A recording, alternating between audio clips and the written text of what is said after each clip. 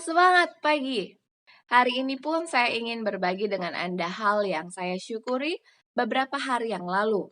Jadi saya bersama dengan suami pergi mengunjungi tempat tinggal adik ipar saya di daerah Batu Aji.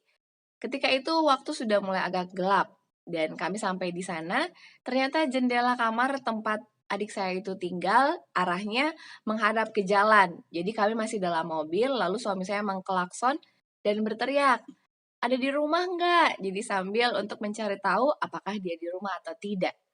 Lalu dia pun menjawab dari dalam kamarnya, "Ada bang, lagi istirahat." "Oh kenapa? Lagi kurang sehat nih bang, agak demam."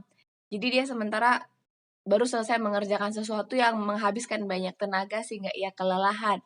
Karena dia sementara kurang sehat, jadi kami pun tidak sempat masuk ke dalam rumahnya dan hanya berbincang sebentar dari mobil dan kamarnya. Lalu saya pun berkata dari dalam mobil, "Mau dong mangganya kalau ada." Karena memang di Pulau Batang sementara musim mangga di mana-mana.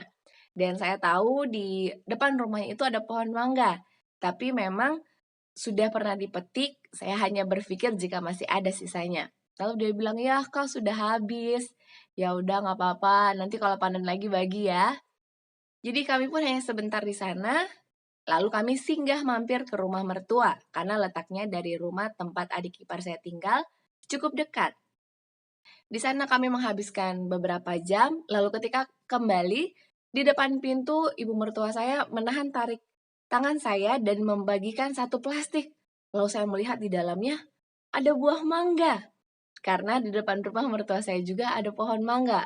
Lalu dikatakan ini bawa pulang ya. Tapi masih ada yang harus ditunggu dulu sampai dia matang. Karena ada beberapa yang dipetik saat dia belum matang di pohon. Wah, terima kasih saya sampaikan. Saya senang sekali karena ternyata Tuhan menjawab doa saya. Permohonan yang sederhana ingin buah mangga. Lalu keesokan harinya ketika suami saya pergi untuk bersilaturahmi ke rumah para atasannya, ia pun kembali ke rumah dengan membawa satu plastik. Yang ketika saya buka isinya juga adalah buah mangga. Lalu dia pun menyampaikan pesan dari istri atasannya yang menyampaikan, "Kenapa Agnes nggak datang? Ini buat Agnes ya, sampaikan." Saya bersyukur untuk buah-buah mangga yang Tuhan berikan dengan berbagai ukuran. Tuhan mengasihi saya dengan memberikannya melalui orang-orang yang ada di sekitar saya. Tidak ada salahnya bagi kita untuk meminta segalanya. Dan jika Tuhan berkenan, tentu Ia akan mengabulkannya untuk kebaikan kita.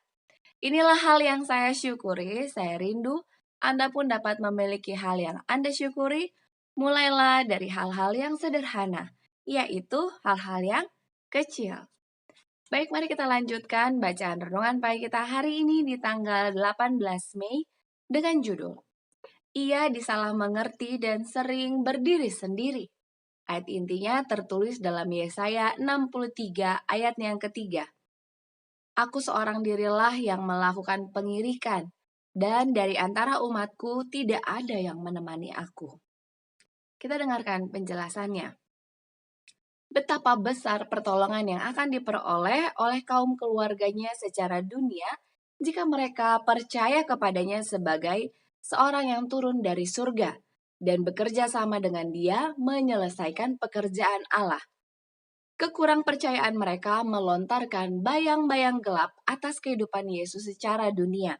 Itu adalah sebagian cawan pahit yang diteguknya bagi kita. Dengan ukuran mereka yang dangkal itu, mereka tidak dapat menduga tugas yang akan dilakukannya, dan oleh sebab itu tidak menaruh simpati kepadanya di dalam penderitaannya.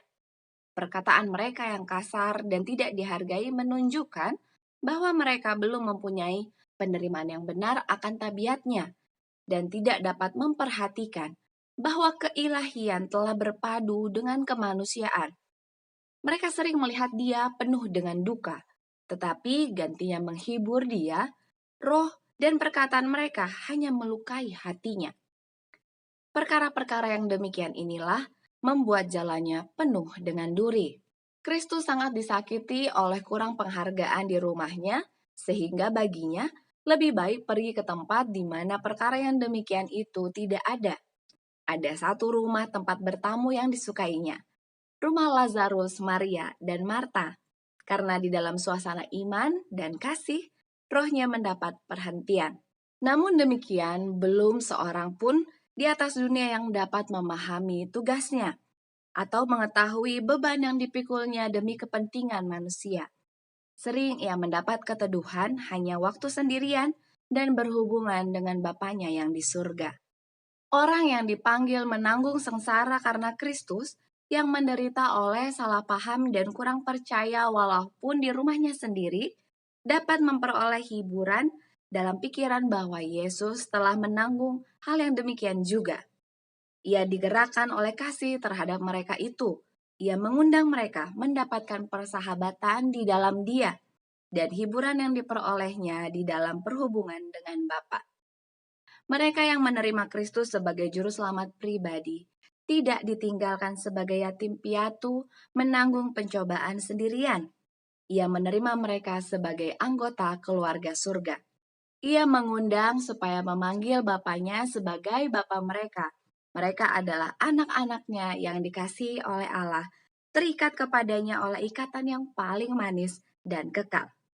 Kasihnya terhadap mereka amat luas dan lembut, melebihi apa yang ibu bapa rasakan terhadap kita di dalam keadaan kita yang tidak berdaya, karena yang ilahi lebih tinggi dari yang bersifat manusia. Aplikasi bagi kita hari ini, jika kita sementara mungkin memiliki satu masalah dan pergumulan, dan kita merasa hanya seorang diri untuk menanggungnya, tidak ada orang lain yang membantu kita, jangan khawatir, manusia bisa jadi mengecewakan kita. Tapi Tuhan Yesus yang telah mengalami hal yang sama di dunia ini, ia memperoleh kekuatan dari Bapa yang di surga. Untuk itu, ia pun mengajarkan kepada kita, jangan merasa kesepian karena ada kekuatan dari surga yang akan menemani kita melewati ujian yang begitu berat ini. Mari kita percaya bahwa janji Tuhan adalah pasti dan tidak ada kata-kata Tuhan yang tidak ditepati. Slogan kita, awali hari ini dengan renungan pagi. Saya pun senang kita terus menggunakan waktu untuk berdoa. Janganlah kita undur dari waktu yang sudah kita tetapkan, karena kita tahu banyak berdoa lebih banyak kuasa. Jika ada di antara Anda yang ingin didoakan, mari tuliskanlah usulan doa Anda di kolom komentar di bawah ini, dan saya akan turut mendoakannya. Serta saya pun mengajak kepada Anda, jika ingin berbagi kisah hal yang Anda syukuri bersama dengan kita, Anda pun dapat menuliskannya di kolom komentar yang sama. Sampai jumpa esok hari, mari kita lanjutkan mendengarkan bacaan renungan pagi. Kiranya Tuhan memberkati kita semua sepanjang melakukan aktivitas hari ini. Tuhan memberkati.